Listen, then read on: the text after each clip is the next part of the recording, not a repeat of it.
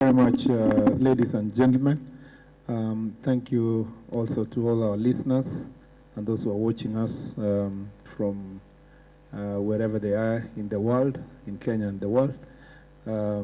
We are excited today to be here in this Kisumu County, particularly to have this media engagement, knowing that this is our second last day in the Nyanza region.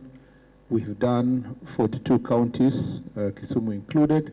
This is the 42nd county that we had Jukwaa la Usalama today. We are very excited with the conversations we've had throughout the 42 counties. And in all the areas we have come through, from coast, discussing issues of panga boys, land fraud, and dealing with issues of alcohol, religious extremism, to coming to eastern part where dealing with land issues, gender violence, all the way to Rift Valley, where we had various issues to deal with, particularly banditry, and all these issues that we've come across. We were in Western the other day, where, of course, issues of also gangs, alcohol, and so forth. And in all the places we've gone, we've seen reinvigorated security teams, both the Ngao officers, the National Government Administrative officers, and the police officers. Our trip was emphasizing on synergy, close working relationship, accountability.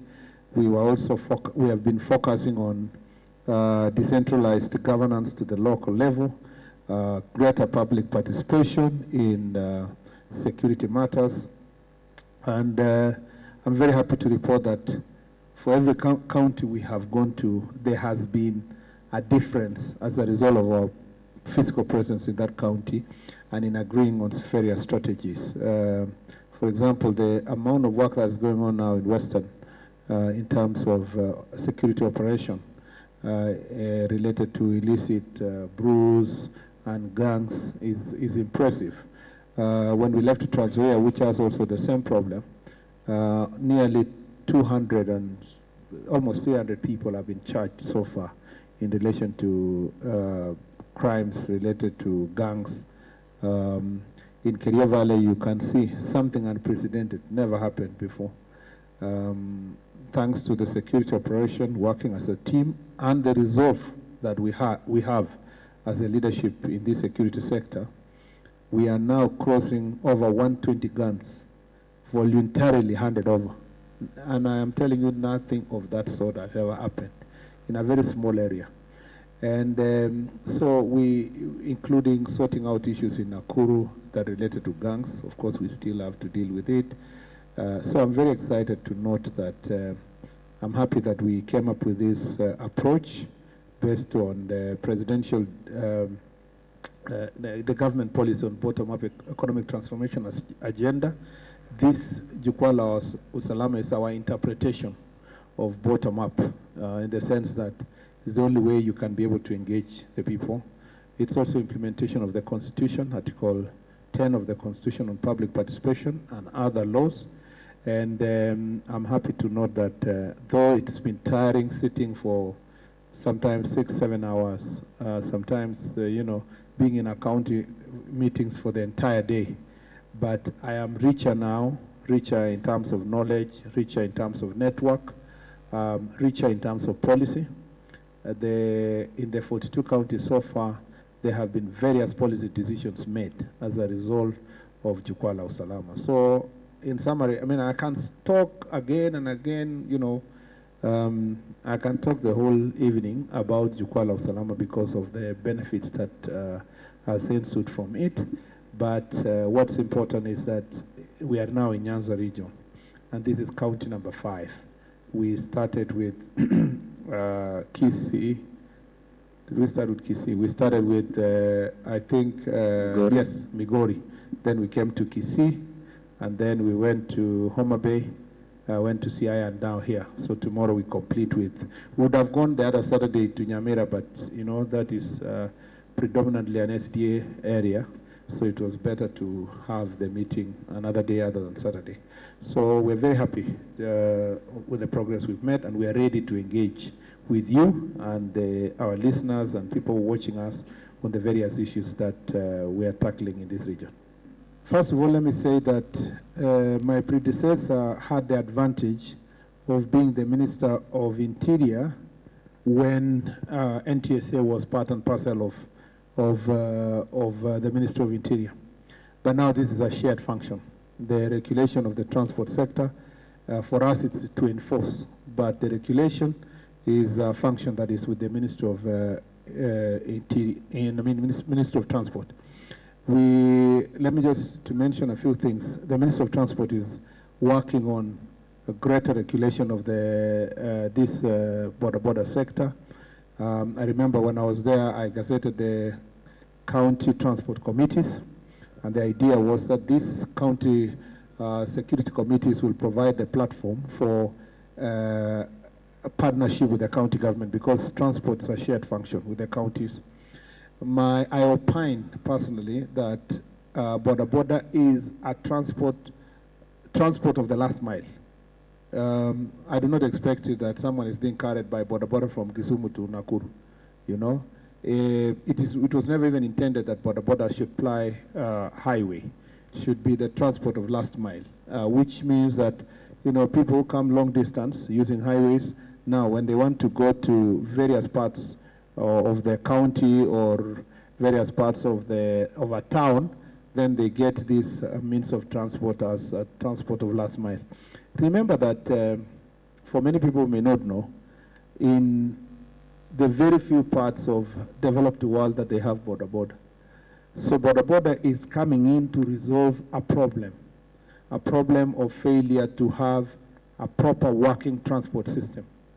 In other parts of the world, it is the train and buses that actually provide public transport. And then for self-transport, somebody can buy a motorbike or buy a bicycle. But now, because of the failure or the capital-intensive investment in transport sector, many people depend on borders. But even then, as they depend on those borders, there are serious safety issues. And there are serious violations that are committed by border sector all over, including their pillion passengers. For example, in Kenya, it's almost impossible to force someone to wear an helmet. Yet it is known that any accident involving border, when you fall on your head, and many people die. The cost of accidents in the country to the public health is humongous. In fact, when people say that, why is this minister being tough on regulation? I wish they knew the cost. The public health system is completely affected. Now, most of the people who get accidents in border are young. So they lose their lives. They're pillion passengers. They are carrying more than 2-3 people, So if we want to reduce the numbers, there are nearly 1,000, almost 2,000 people that die every year directly attributed to border. So, and then many injuries. You go to many hospitals, there is a border wing. So it's important that we all embrace regulation. We all embrace order. We all embrace safety. And it should not be that it is government versus the border or government versus the citizen. It should actually, it is in the best interest of the owners of these borders for their own safety and to save costs that come with accidents, that they get regulated. Number two is that now that has moved to become a security danger. Some criminals now are taking advantage of the existence of borders and the flexibility of movement using border to actually carry out criminal activities and hide in using these small routes inside the community or villages or towns or sometimes informal settlements. So why do we need to regulate? We need to regulate, and how do you do so? I still insist that we need to implement circles being established for all the border, and this can be done by county government with the support of national government in terms of policy. Number two, we need to regulate the operating areas. The border circles need to share where they will operate. In a city like this, one circle, one corner, another circle, another corner, so that they can be able to share the benefits that come with it. Remember, this is a multi-billion economic sector, so employing so many people. But if it is not properly organized, it becomes haphazard. And that is in line with also bottom-up economic transformation agenda. It was our plan in 2022 that border sector must continue being supported. And the president has done a lot. He has negotiated for electric motorcycles that are selling 95,000. He has been able to push for access to affordable loans through the why am I forgetting? Through the mobile loans that ASLA Fund is providing to small businesses and medium businesses. And so it is important for us to regulate this sector, and I call upon all the stakeholders to work together with Ministry of Transport, because the process is ongoing now with NTSA and Ministry of Transport. In fact, there is a workshop ongoing in Mombasa on that particular subject. And from the security sector, we are supporting them to enforce. And I hope that we reach a stage where it will be the pillion passengers themselves who demand better services from the border sector. Will want to be carried in a dignified manner, in a safe manner, so that then all of us can be to regulate. From a security perspective, the few instances of criminality is that some, like Kisii, for example, where our friend comes from, Brian, is it Brian? Yes. There has been there was a terrible incident on 1st of September where there was a fight over control of border by politicians and whether or not they should wear a particular uniform that is linked to certain political places. There was also somewhere a corner in Kisii town where a small gang of these borders were picking people who, if you disagree with them, you go there and you are tortured. In this town, there are some of the gangs that are operating in this city and even neighboring county of Siaya, and also in Kakamega, even Vihiga, have been known to be using to organize themselves around border sector, including some of them in Vihiga. They are calling themselves defenders of I don't know, something. So this is the thing. This is a big conversation. When we go back to Nairobi after Jukwaa la Usalamas in all the counties, we will be making our also recommendations, policy recommendations based on the responses from the people on why it is important to regulate the border sector. As a quick measure, I have asked all the sub-county security teams to incorporate the leadership of this border sector to their conversations in the sub-county security team, so that they can help them in intelligence gathering and self-regulation and support the security sector in making sure that we do not have border sector being used for criminal purposes, and particularly when we are going for elections. That issue is live to us, and for cases where we have criminals, we continue doing crackdown to make sure that they are apprehended and they're brought before courts of law. It's not a quick fix, because the sector is so disorganized across the country. We are a big country. It takes a lot of effort. Sometimes when you tell county government to do something, if a governor is running for second term, doesn't want to antagonize anybody, it's just, so it's not very easy to turn it. But, as they say, a journey of 1,000 miles must start with one step. So we must take the relevant step for regulation, and the process that is ongoing within the Ministry of Transport with our input, I think will give us a roadmap on where we want to go. The question of cattle theft, it's not a problem that is confined to Nyamira alone. Let me tell you, there is a general complaint about theft of livestock, and not at the level of what we call cattle rustling in other places. This thing of stealing 2 cows, some are even stolen and put in probox. Now, this is a very rampant problem across the country, and the police have been told what to do. In Machakos, cows are stolen and put in probox and brought to town for slaughtering.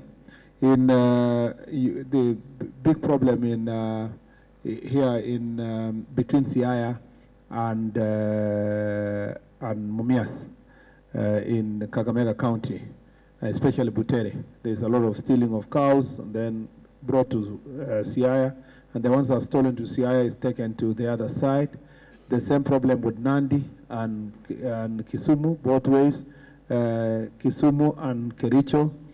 So it's not confined to only Bomet and Nyamira. It looks like in Nyamira and Borabu, it looks like what happens is the criminals have known that because of the jurisdiction of the police, when you steal from next county and move it to the next, by the time the police headquarters, which is a bit far from the border, is a response is made, you have already escaped with the livestock. Then what they do, they go and slaughter, and sometimes veterinarians come and certify, and they are sold in butcheries. Now, there is ongoing operation in all the areas we've gone. I'm sure tomorrow that issue will come up during Jukwala Usalama tomorrow in Nyamira. But it's important to strengthen the like you've asked, the camp in it's called Memisi. Yeah, if you can strengthen the camp there. At the moment, we are, by tomorrow, the country will know, tomorrow or latest Monday, the country will know when we shall go for recruitment. Then once we do the recruitment, we'll improve our strength. Meanwhile, I will ask the IG to deploy more officers to that particular camp for now, to get strength from different places to support. The question of vehicles is a national problem. Across the country, there is most of our vehicles that we leased 2014 or thereabout have become obsolete. So now there is a really genuine need for vehicles to support our police officers, and the procurement process is ongoing with a target of 3,000 police cars. So we will ask our officers to share the resources they have at the moment and help support each other, but eventually we are going to resolve that gap. If someone had you or watched you online in Mombasa or in Northeastern or in Rift Valley or Western, they just think that you are speaking about their locality, because this issue is national in nature, the issue of the vehicles. So a number of people have been arrested, taken to court. Some have been released on bail. The police have expressed their displeasure at the manner in which some of these cases are handled by the judiciary, particularly when the DPP is asking for more time for investigations or DCI, and then they are denied, and then they are released, and then these people go back to acts of criminality. I've always said that judges and magistrates do not operate in a vacuum. That's why in law school, the first thing you get taught at early stage is something called judicial notice. There are some things that the judge do not need to get further evidence. He must take judicial notice of what is prevailing in the society. And he must notice that the judges must notice what's happening in the environment. So I think we need the support of the judiciary to make sure that we hand over these people to prisons for reformation. And sometimes, if it takes ensuring that some of these people will be held without an option of bail, it will be very useful, at least even for some time, to enable the security people to complete the investigations, and so that then they can know that involving yourself in that act of criminality is a serious issue. There is a way these gangs issue, because the problem is not border itself. And I don't want people to see and say, if you are border, you are a criminal. No. It is the gangs operating under border. Otherwise, border on its own, many other people are in border business independent of criminal activities. But there are these gangs that are now using border and goods that are being used for political reasons, for political purposes. And This is a threat to national security, and our police officers are working hard. The National Police Service has also, the IG has deployed more officers. He's working on deploying even further to support these kind of operations in areas where we have higher numbers of goons operating. But if leaders, two things that I think can work. If community is so angry with this behavior of goons, they can make a difference. And this is how they make the difference. They either force their leaders to forfeit issue of goons, or actually they punish the leaders by carrying goons around. If it becomes less beneficiary to anyone to have goons, if being seen with goons and gangs leads to losing votes, then everybody will run away from it. We must make it less fashionable to have goons and gangs. But at the moment, for as long as everybody is being praised that akona maboys, akona mabouncer, huyo mtu akona watu wanamfuata wengi, hii shida yenye tuko nayo haitakwisha. Na lazima tuketi chini kama viongozi na wananchi tukubaliane kwamba lazima tupambane na hii shida ya goons and gangs.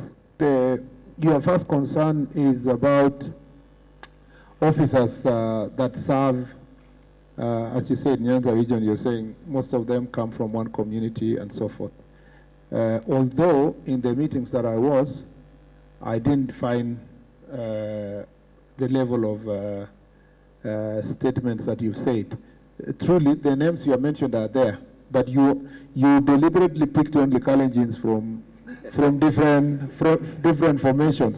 I'm sure because you know I'm a Kalenjin, so you wanted to put me on the spot.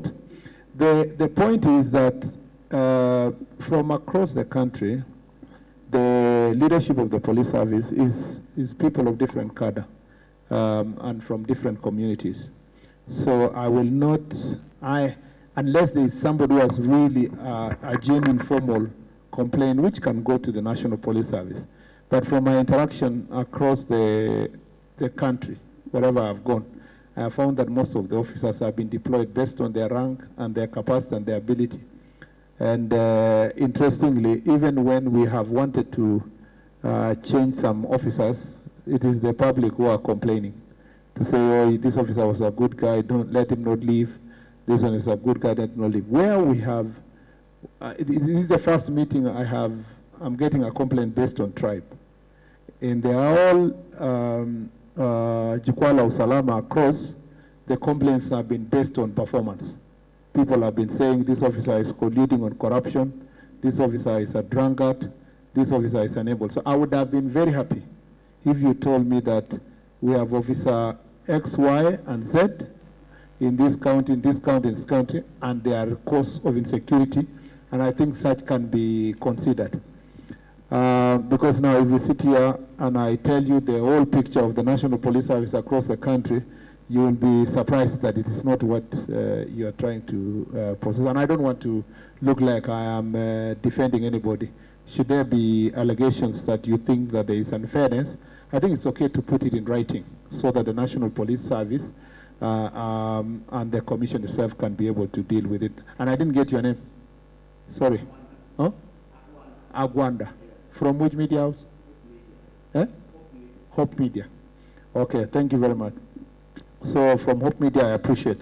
Number two, on the question of illicit brew, I cannot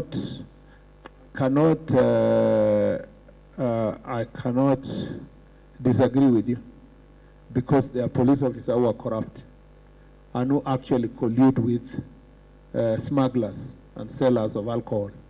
And in those cases, we have discussed openly. I have also found some police officers who are drunk at work. So it's not a surprise that we have those challenges. As I've said, there is no way a crime can go on in a particular division without the complacence of the police and the Ngao officers. There is always a person in charge of security environment who is sleeping on the job. And for that reason, therefore, every time we find those disciplinary cases, we handle them for what it is. On the question of police deployment officers, you had asked something about, who is in charge of National Police Service? It depends on, in the Constitution, Article 245 spells out various responsibilities. Are you asking, are you in charge of command? Are you in charge of discipline? Are you in charge of recruitment and promotion? And so forth. There is a shared responsibility. There is no clear, or it is not necessary to have dichotomy between the commission and the police NPS. It is not necessary, because the commission is composed of 5 police officers, 2 retired and 3 serving. The IG and the 2 deputies are members of the National Police Service Commission. And so the ones who are civilians are lesser the ones who have a link with the police. So the commission is a police commission. Actually, the Kenya Police Service, their commission, that is their commission. That's why they sit there themselves, the leadership at the top level. In fact, many people have just said, had we interrogated the constitution process well, we should have made the IG the chair of the commission, and that could have been complete. Because also, just imagine the Judicial Service Commission, where the chair is different and the Chief Justice is different. Because the Chief Justice is the chair of Judicial Service Commission, many things are seamless. And many people think that the chair of the National Police Service should have been the IG himself. But even then, the IG sits there, the 2 deputy IGs and former two retired police officers who are male and female. So the composition itself is police heavy, and there is no reason why there should be a fight. Usually when you have a fight, it's just territorial issues that are unnecessary, and they are easily resolved. Remember that this is an area of command and control. So eventually the commander-in-chief has a responsibility to align everybody, notwithstanding whether it's a commission or whatever, in terms of security focus, to align everybody to national interest. And that's what we try to do. If everybody was to hang on the law or the constitution or this way, work will not be done. In fact, part of the reason why we had big problem in the first term of President Uhuru Kenyatta on security sector was everybody was trying to pull their side. KDF is saying we are KDF, we are independent. NIS is saying we are NIS, we are independent. Police is saying we are police, we are independent. That never helps. The only most important thing in the security sector is the results. And the results are better achieved through a multi-agency approach, and everybody putting aside their ego and ensuring that looking for the better ways of working together. The question of illicit through another. Thank you.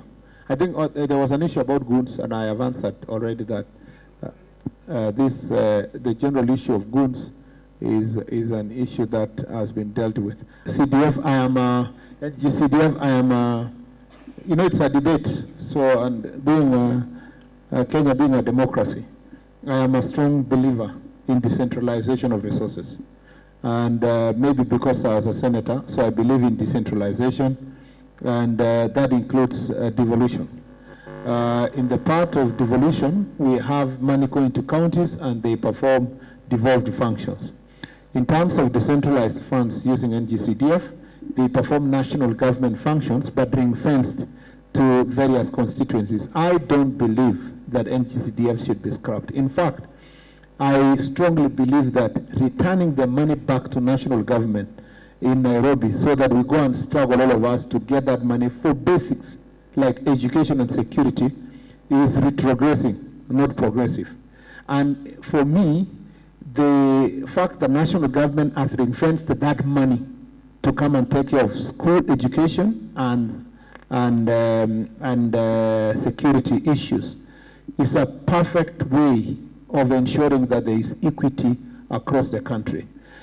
There are concerns sometimes that the members of parliament play a key role.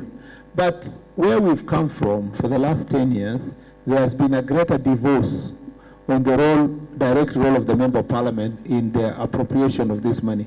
And even where Member of Parliament, in a number of cases where Member of Parliament have attempted to defraud the public using NGCDF, the consequences have been dire for some of the Members of Parliament. In fact, some of them have lost their seat. Most of them lose their seats by meddling or interfering with the allocations by citizens with NGCDF. So with greater citizen awareness, there is no fund. I can state this without fear of contradiction. There is no fund in Kenya that is administered more independently than NGCDF. It's only in few cases that you can see misappropriation outrightly. But in most cases, the citizens are so woke, they follow their resources.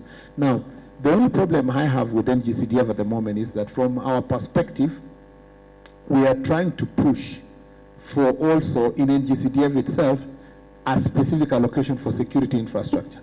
Because as we speak, most chiefs are operating under tree, most police stations are in deployable stage, some of them are even pre-colonial, and therefore the best way to resolve, and as a Minister of Interior, we will be making our contribution to the future of NGCDF, and our main contribution will be to say we want NGCDF to have a definite amount of money set aside for security and security infrastructure. If we do so, there is no reason why chiefs, the way they come to Jukwaa meetings, and assistant chiefs should come and spend a lot of time talking about infrastructure, offices, furniture, maintenance of police station, construction of police station. That should be a thing of the past once we agree on what exact percentage should go to security out of these funds. See what NGCDF has done in education. Massive, massive. Just imagine if we always had to go to Nairobi through budgeting process to get money for your constituency. If you reach Bunge there, you are lucky. Sometimes some constituents get more money than others. But this one has a factor of equality, actually, not even equity, equality, so that at the constituency level now you can distribute equitably to serve your constituency. Because the public are running over their police stations. No. And so the answer is none. Yeah, because I understand members of public to be law-abiding citizens. But we have had cases where criminals have invaded police stations. Thugs, criminals, terrorists have burned police stations in Kikuyu, in Olkalau. One was in Homa Bay, a police post. All those have happened around acts of criminality, really perpetuated by thugs, some of whom are facing serious charges of terrorism in court. And they didn't just burn police stations, they burned people's business, they burned the courts in the country. So my take is that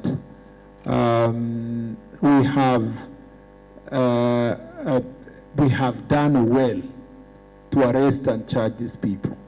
I think bringing them to justice is one way of deterring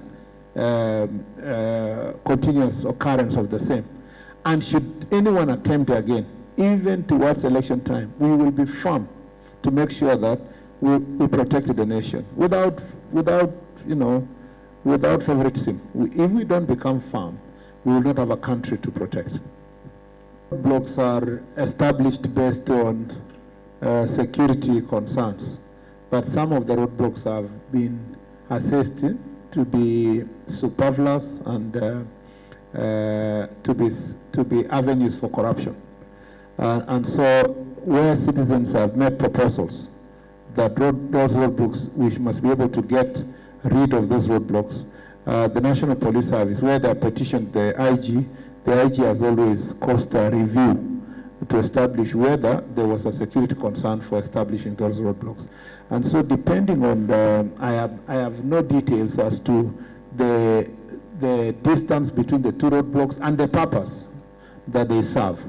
And should it be that those roadblocks serve no purpose or don't serve the intended purpose, I think with a proper petition to the IG, that should be able to be reviewed. And since the person has asked that question, I think we can escalate it to the IG's office to look at the viability and the purpose of those roadblocks. At the end of this Jukwaa la Usalama process, the IG and the commission sitting together, we will all agree and come up with a clear policy as to what is the maximum period a police officer can stay in a particular station. But also there must be a minimum. We can't give transferring people after 3 months, 2 months, 3 months, 2 months. It will be unfortunate if we were to do so. Okay. This issue, the way I have understood, especially in the Nyanza and Western region, the gangs issue, the way I've understood, is actually a problem that can easily be done away with if leaders agree. If leaders in the first place agree, forget about the police. The police can use a lot of energy and so forth. But if the leaders agree, the gang issue is something that can be dealt with. So, partly, I think that when we finish this Jukwaa, we must call for an honesty conversation and a meeting with the leaders and ask, what do you want to, what kind of Kisumu do you want? And we have to agree, all of us, and say, yes, these young people are jobless, but we can engage them differently, even as our supporters. We can still engage them as our supporters, even working with us, but peacefully, not carrying knives and machetes and rungus and all those kind of things. So I have no doubt in my mind that there is room for us to resolve this issue through leadership.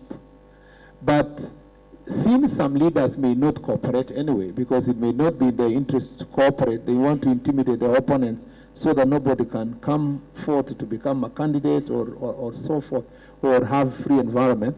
So the National Police Service have no choice but to carry out a serious crackdown on those issues. Then the IG is working on reinforcing the team that is on the ground here by sending also other members who will come and support this team. And I think that the way we say it in Western Kakamega, that applies also to Nyanza region. And I have no doubt in my mind we'll dismantle these gangs. What I just want to encourage young people is to run away from this practice. It is easier to engage in other businesses. The president is working on climate works. There are other jobs that we can all pursue.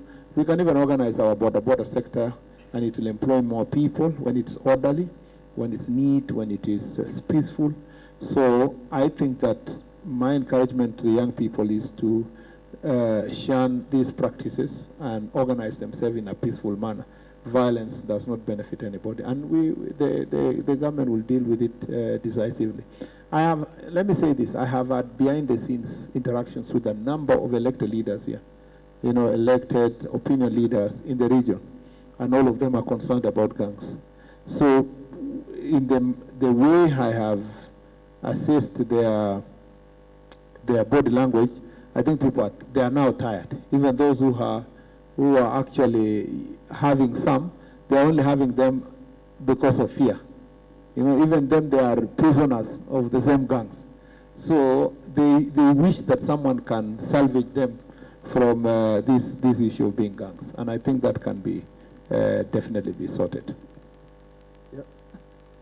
The second question was on... Yes.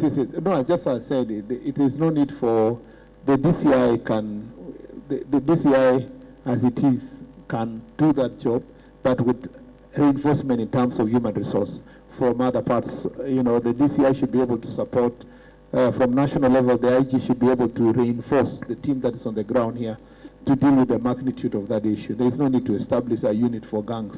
It is enough. The police, it's not that bad that the police cannot handle. They can handle.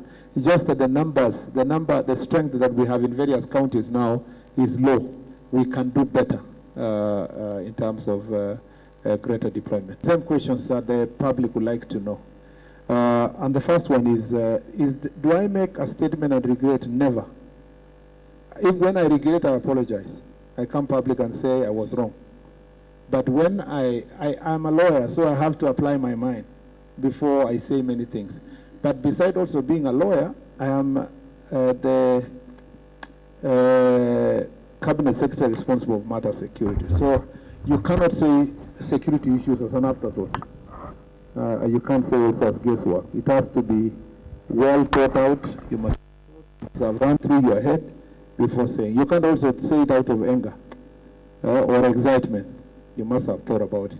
So the shoot to kill, for example, is a legal profession. I just read the law. And it remains. I can repeat it 1,000 times. I take 100% legal responsibility. In fact, to show that I was serious, I ended up going put it in writing as a policy direction to the IG. That when the police officer's life is in danger, or the life of another citizen is in danger, the police officers have a right to use their firearm. It's just the same thing that the president talked about, you shoot legs or something like that. It is not that it came from the head of the president. It is in the law itself. It says that when a police officer sees that there is an attack, they should be able to use their firearm, and the first option is not to shoot to kill. The first option is to apprehend, to enable you to apprehend. In fact, it says after you shoot that person, you must be able to quickly take them for medical treatment and inform IPO that that has happened. And that's the law, you know. What I talked about, shoot, I didn't even say shoot to kill, but you people added on top of it that I said shoot to kill. I just say that the police officers have a right to use their firearm to protect themselves when their life is in danger. They may use the firearm, they may shoot the person, they may shoot up, they may apprehend that person. But that is the role of the firearm. Otherwise, if firearm was not useful to be used on criminals, especially when people's lives in danger, then there is no need to issue a firearm. Why would you issue a firearm? What is the purpose? You know?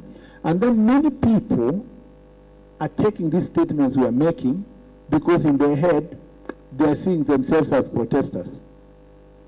This applies to a police officer confronting bandits. It applies to a police officer confronting terrorists. It applies to a police officer confronting robbers. So the use of force or use of firearm is not just the thinking that it's a protest. No. It is applying to any criminal that puts the life of the police officer in danger or a Kenyan in danger. It is so simple. I'm not the first person even to say it, to voice it. President Uhuru has said it many times. CS Matiang'i said it many times. Governor Natembea said it many times. You know, all these people, you know, it's just that for political expediency, you'll see somebody when they jump the other side, they say, oh yeah, they have said this. Everybody knows that that's what's supposed to be doing. By the way, why do all these leaders who are trying to criticize me, why are they walking around with their bodyguards who are carrying guns? So that they do what with those guns? So that when the life of the bodyguard or the person they are guarding is in danger, they use the firearm. So let's not flock a dead horse. It's a fact, it's the law. I am not just a lawyer, I was a teacher of law. And every time, every statement I make must be calculated to respond to issues and must be based on the law. And when I'm wrong, because I'm a human being, I come public and say, I apologize, I was wrong on this issue. Yeah, and that's what to be. For example, the fuel issue. Fuel, is that even rocket science? I want you to know one thing. More often than not, if not 100 times, if you call a police officer and they tell you the vehicle I cannot release the vehicle, there is no enough fuel. That is what they mean, there is no fuel. That's it, period. There is no corruption, there is nothing. You see, when I used to hear before, I used to think that the police are talking about this because of corruption. It's not because of corruption. And I can look at Kenyans in the face and tell them there is no fuel. And that is the issue we are trying to resolve. And for you to appreciate, you need to understand why. In the leasing program that we started in 2014, it was negotiated that every motor vehicle will be given 450 liters of fuel per month. Not more, not less. So if you have your car for police station and you have the OCS of Awasi today, direct conversation with those OCSs that were there, you must have seen when I was in Turkana, I was in Tana River, everywhere. When you allocate this fuel of 450, depending on the workload that month, say for example you allocate 450 and there's Mandamano, okay, what will happen? They will be running around, going up, down, there's an operation, chasing gangs, there are accidents. They go, accident scene, they come back. They are taking remandees to court, if there are court sessions. Now, as the Awasi OCS say today, the fuel can come to can get finished in 19 days. So you still have 11 days before the end of the month. But you have no way of getting fuel because the contract is negotiated based on the car, and the fuel card only works once in a month, and you'll only get 450 liters.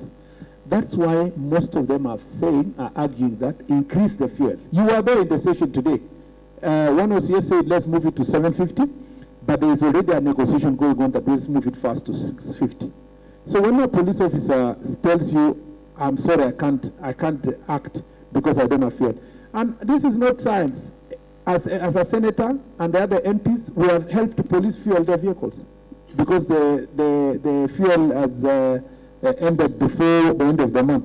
The county governments, many county governments, especially in banditry-prone areas and what we call semi-arid areas, most of the county government have very good close working relationship with the police. It's not just giving them fuel, they even buy the vehicles, fully fueled vehicles for the police in counties like Mandera, counties like Turkana, counties like Marsabit. So why are we putting this discussion in the open? So that the members of public don't take every statement of support by police officers as corruption, you know? And I see people discussing on social media there, go to my page, listen to the police when they're speaking during the Jukwala Salam, and we can share clips and clips and clips of their complaint, asking us that we need to increase the fuel because they are unable to use it. Let me explain to you, my friend. Just imagine in the negotiated agreement of leasing, you give a police officer 450 liters, they are operating in Marsabit, but they collect the mafuta in Nanyuki.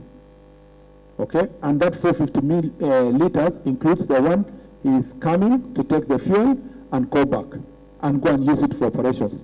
How do you expect them to use for how long? When they go and do operations 2-3 times, especially when they're chasing bandits around, the fuel is over. So sometimes the IG has to get further operation resources to support. And sometimes if the budget is not in place, that becomes a challenge. And I'm glad that finally, thanks to Jukwala Usalama, you know, these things are being put on the table. We are no longer hiding. We are no longer hiding security issues like, oh, you know, it's a secret, it's our... The Kenyan people are having a conversation on how they are running their police station. Look, have you gone to your neighborhood police station? Have you gone to your home police station? Were you happy with it? No, yeah. I went to my next ward after I became a minister. I was embarrassed. First, it's for 1970s. Second is 2 rooms. One room was taken by a chief. The next room is for OCS. The way a chief took was a cell.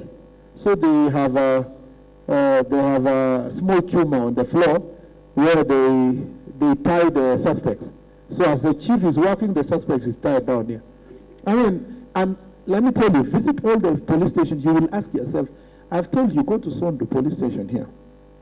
Yeah? Built in 1935. Very small, old. Next door, we have a Sondu Kenjen plan, built of over tens of billions. But nobody even did construction thought that a police station was necessary with about 10 or 20 million.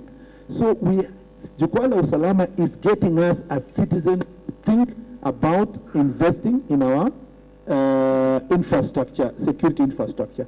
And if we don't put things to the fore, citizens will be suffering there, and we are hiding in some dark corner saying that, oh, you know, this is national security, which it should not be discussed. let it be now that Jukwaa la Usalama has brought things to the fore so that we can openly speak the way OCSs, chiefs, and security people are now speaking across the country.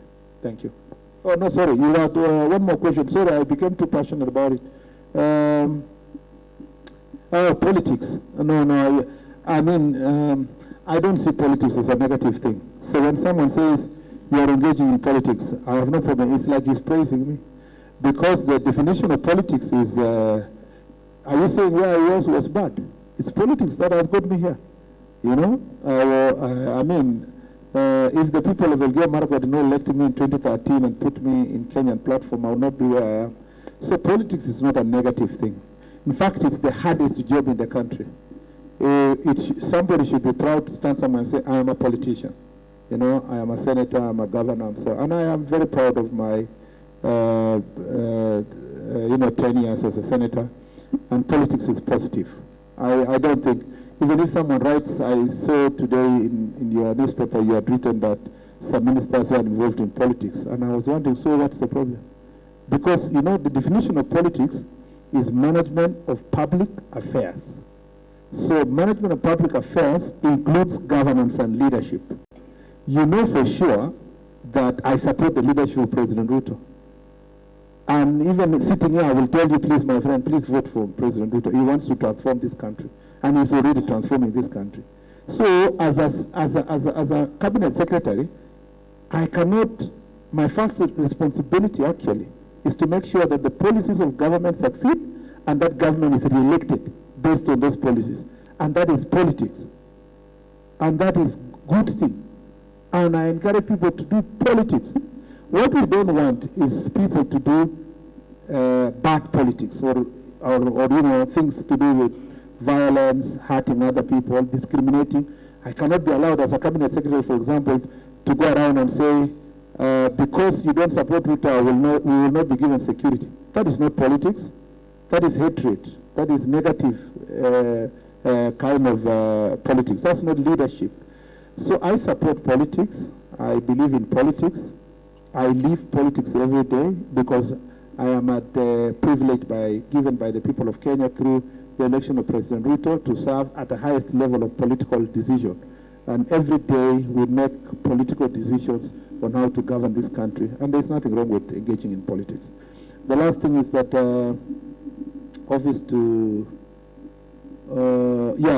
you're saying that officers are being misused by politicians. Yeah, those who are being misused definitely will have to carry their own cross, and disciplinary action must be taken against them. But those who support elected leaders, whether they are in opposition or government, there is no issue. Whether it's county or national, the role of the security sector is to support everybody and to make sure that there is safety. And we encourage good working relationship between citizens and police. That's why I'm told police officers they should sit with border people, and they should sit with student leaders and sit with everybody, including these people who are leading these gangs. They must be able to call them and sit down and tell them, ladies and gentlemen, let's do some things differently. We cannot continue like this. The issue of gender-based violence and defilements specifically is a big issue in western part of the country. That is western region and Nyanza region, and some parts of Rift Valley, especially Trans Nzoia and Bomet, and then when you go to places like Makueni, Nairobi, Machakos, and parts of Coast also. So it's nearly, you know, every part of the country.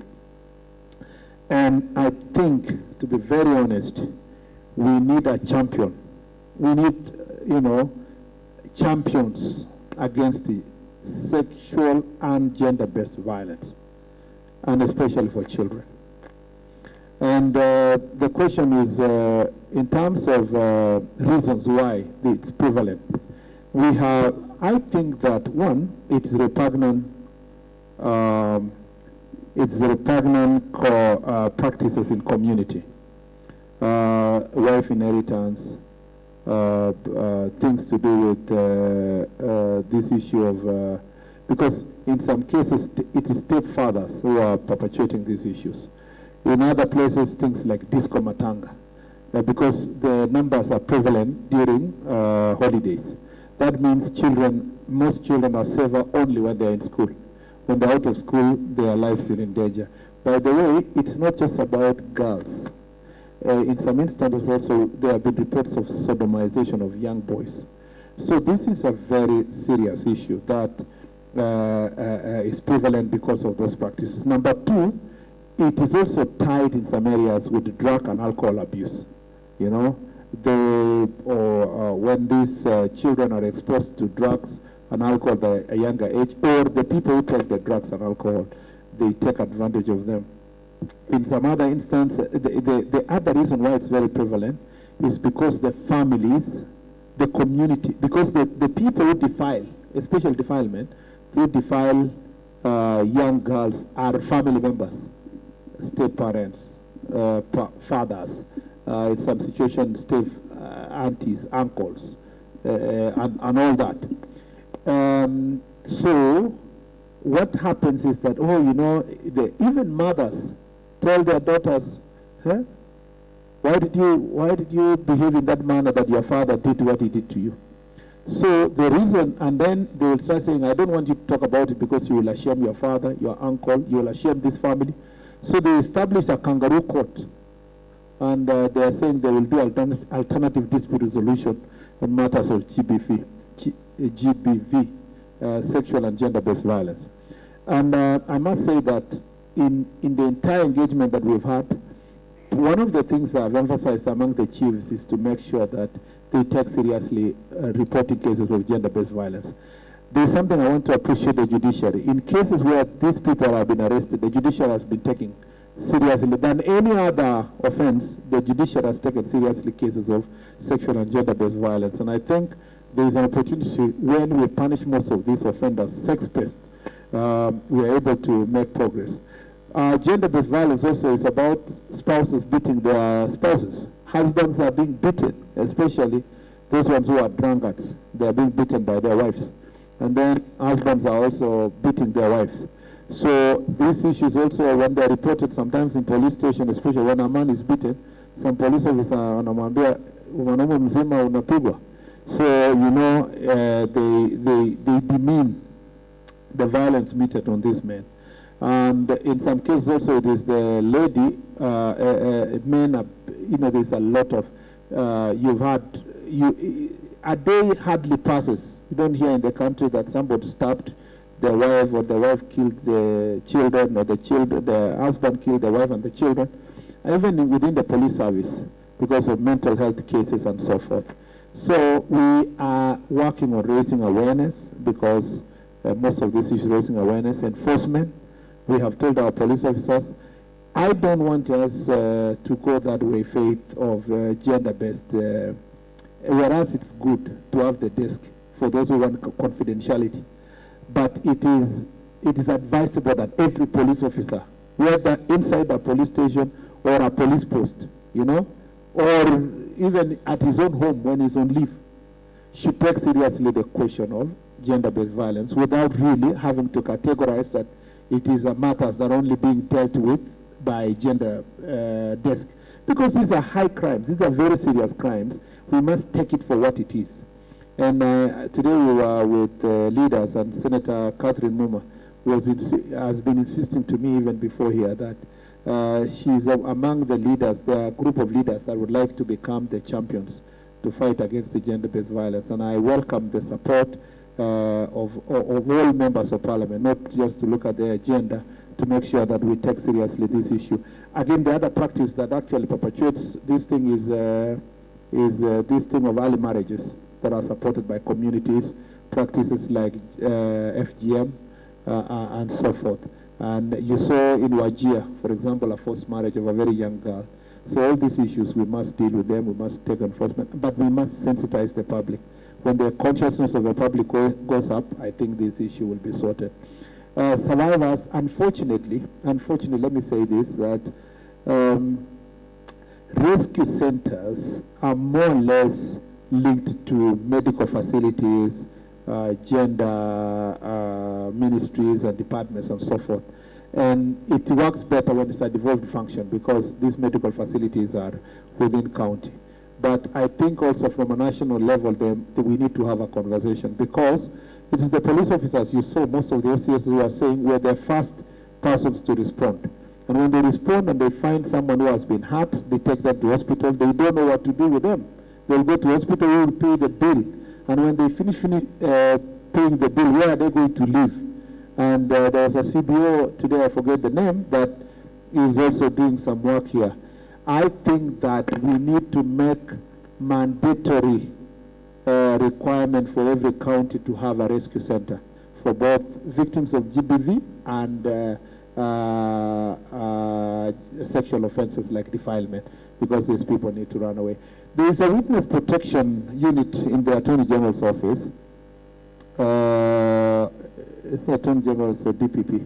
So there is a witness protection unit that needs to be supported, and they can do some work. It's also, when we have situations where we have to protect witnesses, I think even from a DCI perspective, we can consult and understand where such witnesses can be taken, and also protection of the victims, as I've said, with rescue centers.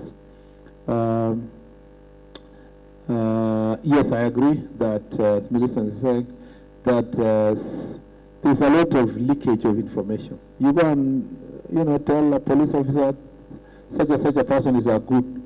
That person, the next, you know you told only one person. And then the next day, that person, the other person, the goon is, or before when you leave the police station, the goon is texting you and telling you, utaniona, So it scares many people from coming out and report crimes and also report offenses in society. I think that such cases should be followed up, should lead to disciplinary measures against those police officers.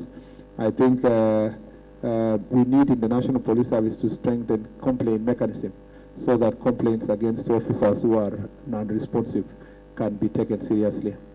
And again, the Office of Ombudsman also has a role to play when it comes to failure to deliver services in any place. On the question, in any government institution or a government officer.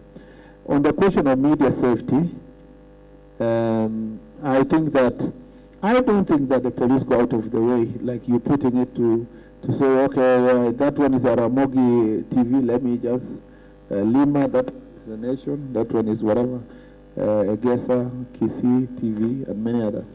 Or in that case, that should be investigated individually, because then that is really malicious and premeditated.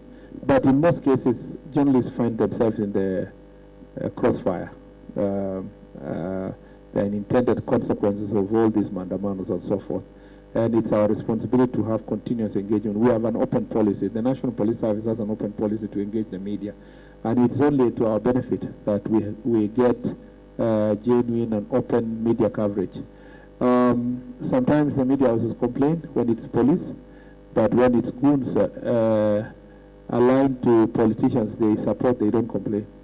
We had a situation in Nairobi where a certain political party was being loud, and then journalists were hurt by goons allied to that political party. And the journalists never reported. If it was police, it would have been kills. So we also want you to take violence seriously, regardless whether it's police or individual citizens.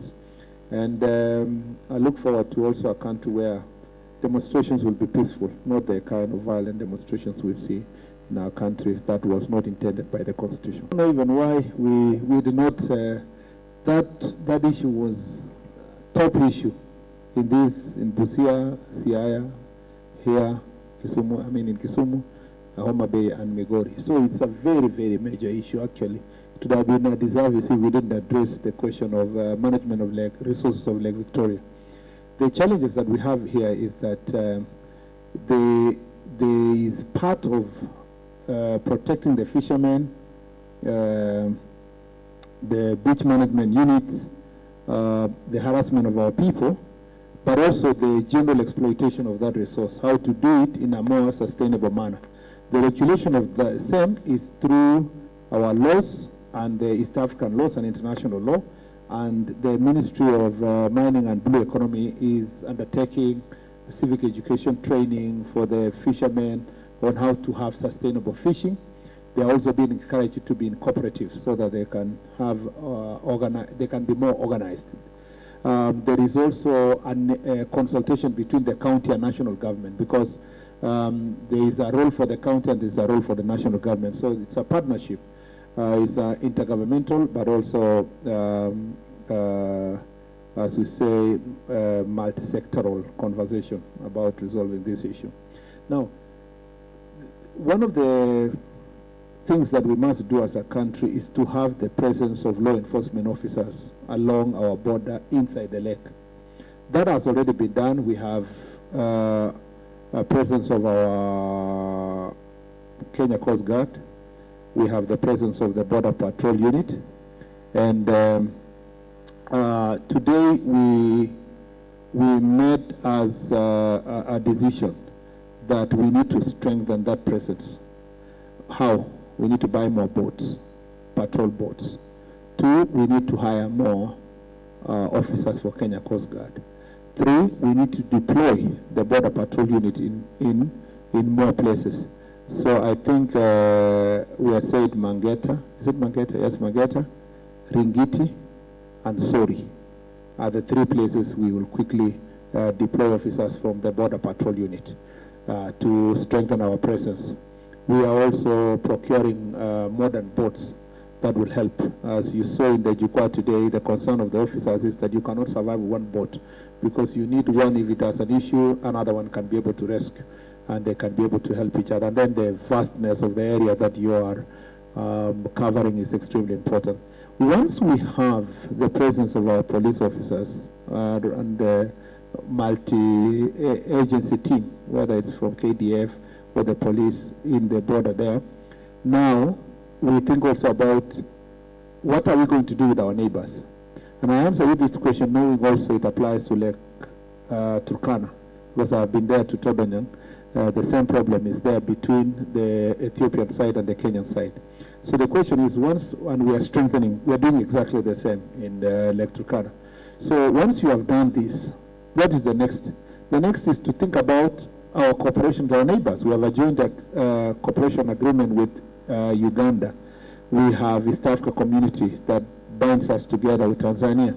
So the next thing is to make sure that we are cooperating together.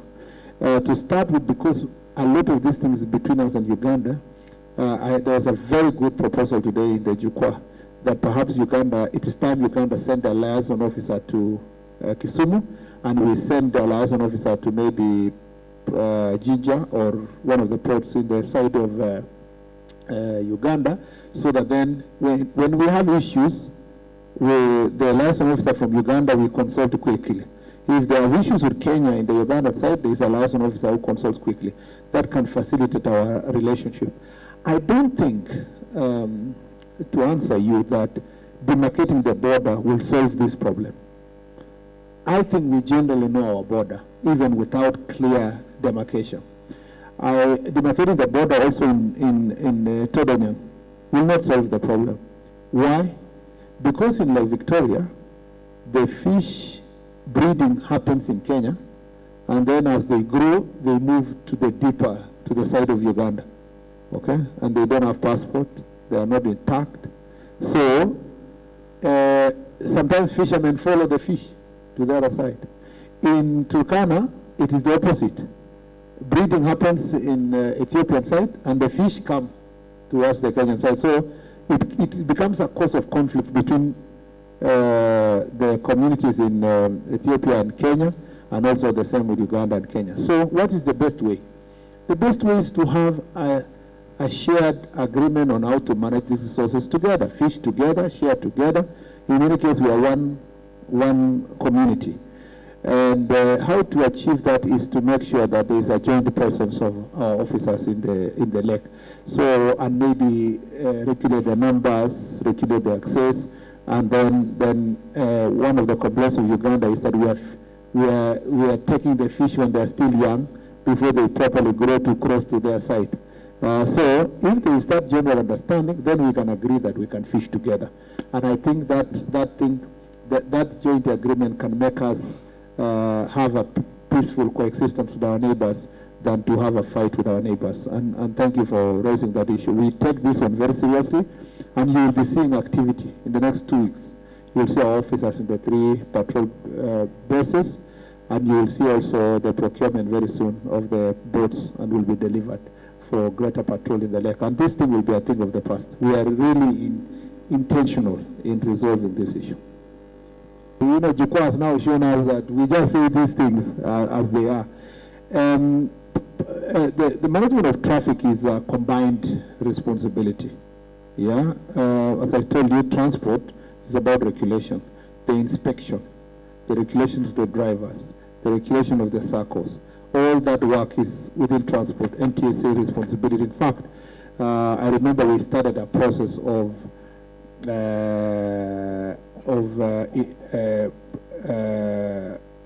inviting private sector to be part and parcel of inspection, car inspection, because we didn't have good car inspection centers, and then digitizing the inspection until we know who inspected the car, or at what station, and what was the condition, and so forth.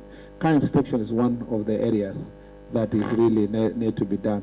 Regulation of the drivers, particularly the fatigue. You know, driver drives to Nairobi and back. You know, with fatigue, it causes chaos. So we had said that a driver can only drive for, did we say 8 hours? And I think that was even a lot. We should have said less, because if someone, 8 hours, but with resting places, there must be break. And then we said there must be medical test, a regular medical test for drivers, because somebody maybe has high blood pressure or is diabetic, and you're telling them to drive. When their sugar levels go down, they may just find themselves causing accident. So there are all host of things, including instant fining system and using traffic road cameras that is ongoing, and the NTSA and Ministry of Transport is working on that. On our side, it's important to note that our traffic department, when they were together working with NTSA, sharing resources, it was easy to have vehicles for monitoring and so forth. That working relationship needs to be restored. We are also in this modernization program going to get some vehicles for the traffic department so that they can, you rarely see nowadays a car manning the roads and checking what's happening. There is also engineering part. You know, the roundabout here in Kisumu had to be redesigned it's being redesigned after the accident. And many of the accidents, a number of places are causing accident because of design. That is why the president has invested money also in dealing with Nithi Bridge and many other places. Kenya is trying to reassess the various roads to see the engineering, whether it is the reason why they're causing accidents, especially in the hotspots. You saw what was done in Salga, with something else also was done at Ngata, and so there is a lot of change. The road is also being built from Nairobi to Rironi, from Rironi to Mau Summit, and with eventually to be built all the way to Busia and to Malaba. So it is some of those building the road will also reduce road accidents, because when the roads have been built and put cameras, I think we will be able to resolve most of these issues that we are dealing with. So road traffic accident is a serious issue. And also we want to deal with corruption in the traffic sector by making sure that using technology can create more transparency. And then later we must use body cameras that will monitor the police officers functioning, how they interact with the citizens. Body cameras in the long run. I'm not saying it's immediate, but in the long run will help us resolve those issues. Why are the people of Kericho and Sondu fighting over administrative boundaries? What do they gain? If I am Kipsigis and the boundaries show that I live in Kisumu, what is the problem? I live in Kisumu County. I have my title. I'm a citizen in Kisumu County. If I am a Luo and I find myself, my title reads Kericho County, and the boundary leads me to Kericho County, what is the problem? Why would I fight my neighbor? And if I am unhappy with these boundaries, what does my neighbor have to do with it? You know, in any case, there are Kalenjins who live here in town, and there are Luos who live in Kericho town. Why would it be an issue around Sondu that you are fighting over a boundary? There must be deeper issues, and for me, there must be a mindset that says, if the boundary goes, if Sondu belongs to, if the whole town belongs to Kisumu, or the whole town belongs to Kericho, then we can chase people. But how will you chase me from my? How will you chase me from my land? You know, this is my land. It doesn't matter whether it is.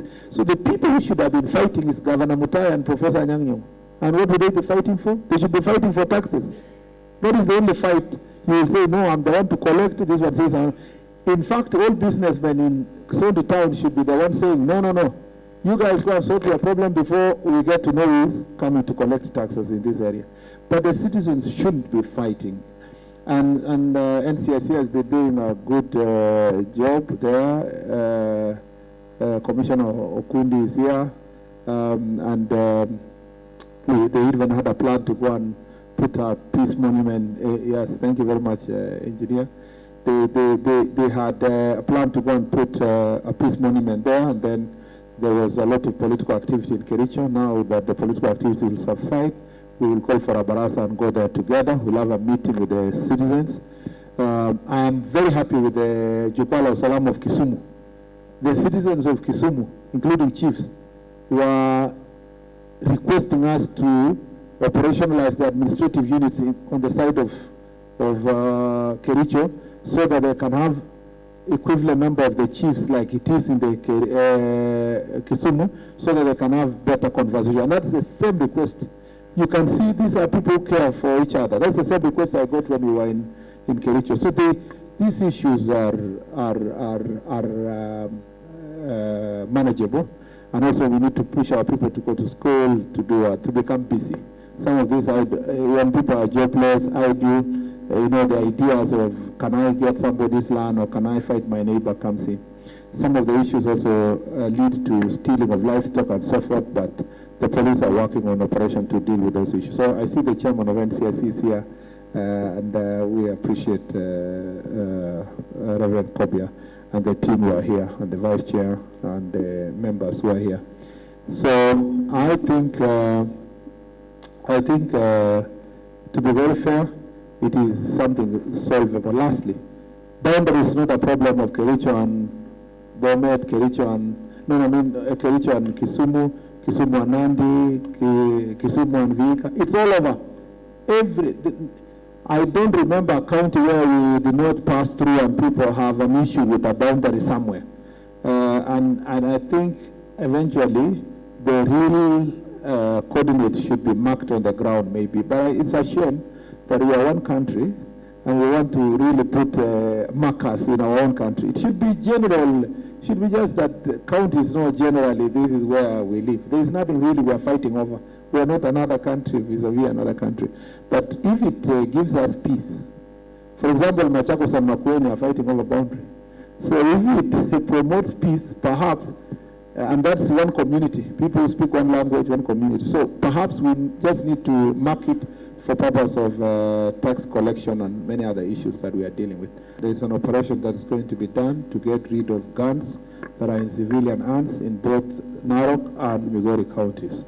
2, we are going to increase the border patrol units that are going to help us deal with porous borders.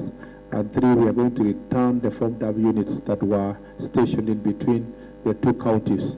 And finally, I'm going to have Jukwala Usalama Mashinani within the border, Barasa with the citizens to see what else we are going to do to make sure that they live together in peace. Jukwala Usalama sio kutembea na kuongea, ni kutembea na kutenda. Umeona kwamba katika mikutano yenyewe tunazuluhisha mambo papo hapo. Saa zingine IG akiwa pale ama DIG wanabadilisha network ya polisi. Umesikia nimetangaza sehemu 3. Mangeti, Ringiti na Sori ambayo tutakuwa na formed up units. Umeona kwamba tulitoka Kakamega juzi, operation inaendelea pale. Huko tumekuambia kwamba bunduki 120 na kitu zimeletwa leo kutoka tu hapo Kerio Valley. kitu unprecedented, kitu ya kwanza tangu ifanyike. So wale tuna na usione kwamba tukiwa hapa ni tofauti na kuwa ofisi. Tumeleta ofisi hapa, so tumekuja tukufanya kazi.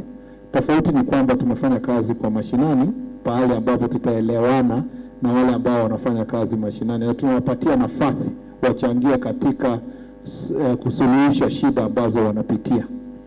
Unajua kwamba tangu tuanze chukua askari wetu wameanza kwenda training.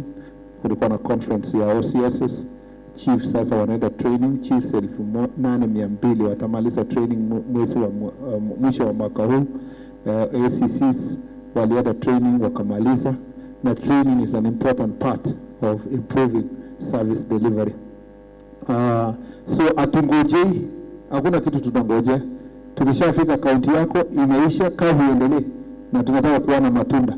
Na tunarudia kuuliza, tukisikia shida kwako tunapiga simu tunasema si tulikuwa jukwaa la usalama jamani, si tulikubaliana tufanye namna hii, kwa nini hiyo kitu imerudi tena?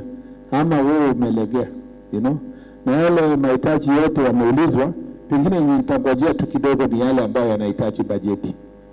Kuna mambo mengi tunaweza kutenda ya kutumikia wananchi yenye hitaji bajeti, lakini wale wanahitaji bajeti lazima tuende tutengeneze bajeti, tuwasilishe bungeni, alafu ijadiliwe na watupatie hela za kuweza kutimiza yale mahitaji ya wananchi.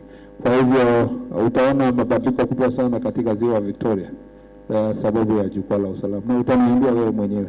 Nikirudi hapa tutakuja kuingia ziwa na boat mpya, na tukirudi hapa tutakuja kufanya mkutano huko ndani na BMUs, so utaenda Usenge pale, utaona tukijenga port mpya na mambo mengine mengi ambayo yatatendeka katika sehemu hii. Na ningependa kuhakikishia kwamba lazima tubadilishe sura ya usalama na mambo ya usalama katika taifa letu. Swali la kwanza ulikuwa umeuliza kuhusu Haiti. Watu wengi sana waliamini kwamba polisi wetu wakifika Haiti ati watarudi moja moja na body bags. Na si watu wa Kenya peke yake, hata nchi zingine wenye walikuwa na wivu wanatuonea kwamba hatuna uwezo. Lakini askari wetu wametenda maajabu.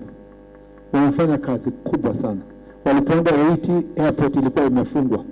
Sasa imefunguliwa, inafanya kazi. Kulikuwa kumechukuliwa communication system ya Haiti, sasa inafanya kazi. Shule za Haiti zilikuwa zimefungwa. Kwa mara ya kwanza walifanya mtihani ya sekondari kwa mara ya kwanza. Pale Haiti sasa sehemu nyingi viongozi wanaweza kutembea sehemu nyingi kufanya kazi ambao hawakuwa wanatoka hata kwa government square. Na kwa hivyo nchi yetu imefanya kazi kubwa sana. Na saa zingine tujiamini yale ambayo askari wetu wamefanya, na ni 700 peke yake, hata hatukumalizia ile nambari ambayo ilifaa kuenda. Hawa askari wetu wamefanya mambo ambayo watu wengi sana hawakutarajia, hata dunia imeshangaa. Na kwa hivyo mjadala mkubwa utakuwepo pale UN wiki ujao, wakati rais atakuwa pale, na watu wengi watataka kusikia progress yenye tumefanya, na mtaona pia nafasi ikitokea tutapeleka some of you or your friends waende waone kazi gani wenzenu wanafanya huko. Kwa bahati mbaya tumepoteza askari 3, na hiyo ni bahati mbaya. Moja ilikuwa ni accident, na hiyo ingine ilikuwa kwa sababu ya hao. Lakini saa hizi barbecue, ule mtu anaitwa barbecue anajificha hapo msturi huko, ametoroka. Saa hizi mliona ikiripotiwa kwa news akisema ningependa tuongee. Kama tungeweza, kama UN kwa sababu review inaendelea, kama wataweza kukubaliana ikuwe UN mission na nchi zingine sijitokee, utapata gangs wakitoa mabunduki na kusarenda, na hiyo nchi itaweza kusonga mbele. So inategemea uongozi wa UN. Shida yenye saa zingine unapitia kwa kazi kama haya ni kama dunia mzima isipokuja pamoja, kwa sababu watu wengi they have given up, walikuwa wamewachana kusahau mambo ya Haiti. That's why ukiuliza utendeni wanasema we are busy, we have many other issues. I am very happy that our police officers na nchi yetu na rais wetu na nchi yetu has done something that has never been done anywhere. Na kuna watu wanasema kwa nini waende huko, sisi tunahitaji hapa polisi hawatoshi kwa station nini. You don't give out of abundance. You know, you share what you have even when you have less. But number two, most importantly, the experience those officers will have gotten. When they come back, it can only benefit the people of Kenya. It has also amplified our capabilities as Kenyans in diplomatic missions. Other countries are sending people all the time to different places in peace missions. For us, this was a great opportunity to demonstrate our capacity and ability to support humanity all over the world. Our intention in Jukwaa Usalama is not to personalize it to the cabinet secretary. Is to become a government policy that will transcend our presence in this ministry. It should be a form. It should be the way security is being managed. And how is that going to be? We will make sure that we support our sub-county security teams and the divisional security team to hold, at least even if it's quarterly, a review meeting at the local level. I have told also the OCSs that it should be a practice. Just the way schools start with a parade on Monday or something, they should have their meetings, really formal meetings to review how they are performing in their division once in a while, maybe after 2 weeks or so. The thing is, you cannot say manage people in a police station and you have no conversation. This kind of conversation, the involvement of Mama Mboka, Boda, Matatu people, and so forth, in security meetings is going to help our security situation get better. So that the Kumi and community policing does not become something removed at a corner. You see, there is a department in the ministry that's called community policing. It should not be a department. Community policing should be the day-to-day responsibility of police officers. So that all police officers should be involved in community policing. I don't know if you understand me. If you are an OCS in a place, you know that when I arrive, I ask, who are the stakeholders in this area supported by the community to work with my police station for security purposes? It should not be like there is a committee that's called the Security Policing Committee and it is removed from the day-to-day work of a police officer. The day-to-day work of the OCS should include community policing. You asked me how you want to be remembered. First of all, when you are a cabinet secretary, you don't have, and particularly a cabinet secretary for interior, you don't have your own policy, and you have your own government. Everything you do under the leadership and the direction of the president. And so, my first objective is to make sure that the bottom-up economic transformation model and the bottom-up governance of the security sector is institutionalized. It's institutionalized. It's not personalized. It's institutionalized. So that's not about me. It's about the security managers, about the people. And number two, I like to invest more in teamwork. I will be here for a defined period of time, but there is a police officer, constable, will be recruited in 2 weeks, who will perhaps, God willing, serve Kenya for another 30 years.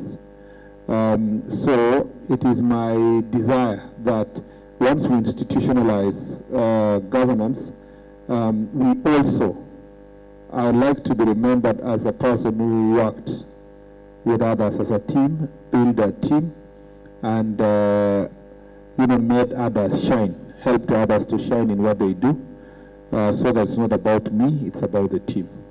And as much as possible, I want, when I exit, the people of Kenya will appreciate security is not is not a secret, private thing. Security is me and you, and that it is easy to manage security when everybody is involved. To demystify this idea that there is a tower up there where there is a big man called a minister and there is a small person called a constable. That everyone, a chief, a constable, and the cabinet secretary are only team members playing different roles to ensure that our country is safe. I am so happy. I don't know even how I can express this. I'm extremely happy when I see what's happening in my county, in Kerio Valley. I am overwhelmed. I mean, I never thought I would live to see very, very hardcore criminals walk to a police station and hand over their guns. You know, I mean, I used to dream that I hope one day it will happen. But I never thought it would be this fast, and I never thought it would happen in the manner in which that has happened. I am pleasantly surprised. And therefore, it means that it can be done with a little effort, with a little teamwork. The things I've seen in Kerio Valley is absolutely miraculous, but it's the fruits of teamwork, rather than, you know, teamwork. I mean, citizens now are walking around telling anybody, oh, kwa nini hujapeleka hii bunduki yako? Well, because they have now confidence that the government can deliver. And therefore, and for the period of time that I serve under His Excellency the President, it's my duty to help him achieve his vision in the security sector. So how many fishermen being held, how many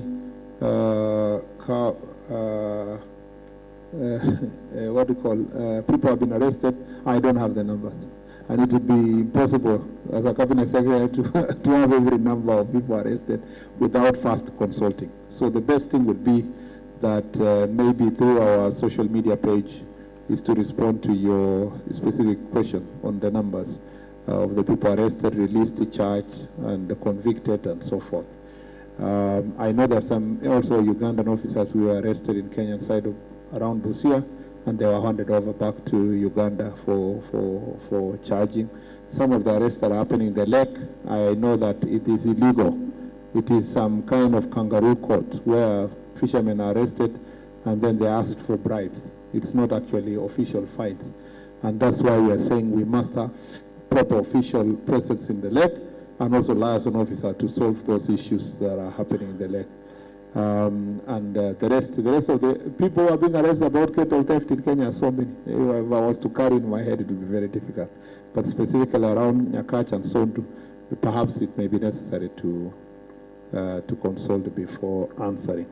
On the issue of recovery of illegal firearms, the biggest challenge has always been a cooperation between among the officers and the community. What we have seen so far happening in Kerio Valley is amazing cooperation between the public and the police. But it didn't just happen. It was after the police had persistent operations to try and get the ringleaders of these gangs. And this is just by the beginning. It will continue and continue. Our determination is that in 3 years, we should have cleared a big chunk of the region from these bandits. The reason why in the past there was no cooperation is because operations used to happen for 1 week and the police ran away. 2 weeks, but this has been sustained operation, sustained, and we intend to sustain it for the next 3 years. We have even better strategy to invest in more equipment and resources so that people can live in peace. I'm very happy to see people are back to their farms, people are back to school, back to many other places, and I really want to see the success of the dream of the president. When he said Mambo ni Matatu, though it looked like it was a joke then, you remember the Mambo ni Matatu started with, it was actually bandits and sugar, and sugar is progressing well. So, and bandits also are now surrendering their guns. So you can see the president is keeping his promise to the people of Kenya. And it is our duty as in the various departments to help him make sure that this is actualized.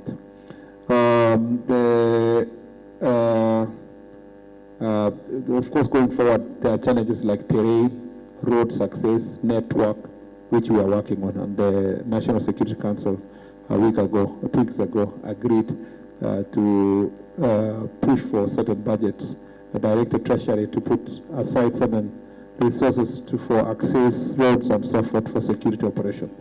As it can be done, and I'm confident now. The example we are seeing now tells us there's just always been the commitment on the government side and the confidence of the public to report these cases of criminals. I don't have any further closing remarks rather than just to thank all of you for your robust questions. It's been a fantastic time in Nyanza region, and tomorrow we are closing in Nyamira. We look forward to interacting with leaders in Nyamira and the members of the public. I look forward to coming back here as we inspect the things that I have promised that will be done, and coming back here to engage the citizens on various issues and to look at the progress. And I hope by the time I come here, we will have made very good progress in dealing with gangs, and that our youth will have been moved to do alternative jobs. I want to thank the people we work in the ministry with, they didn't have to be here with me, but they're here. There's DIG Masengeli, our PAS Opora, our regional commissioner, our regional police commander, and regional security team, all of them, they're here. Our commission of NCIC, led by the chairman, the vice chair, and Mheshimiwa Kundi, who comes from this county also. And then we have various, we have the CEO of Nakada, a very fine gentleman, just like sitting back and listening, but he's doing a good job in a multi-agency level. So we thank you, everybody, for being here, sacrificing your time to be with us, and for the media for giving us an opportunity to engage, especially the local media that broadcasts locally here. And of course, those of you are also representing media houses that are operating nationally. Asanteni sana, Murkomen.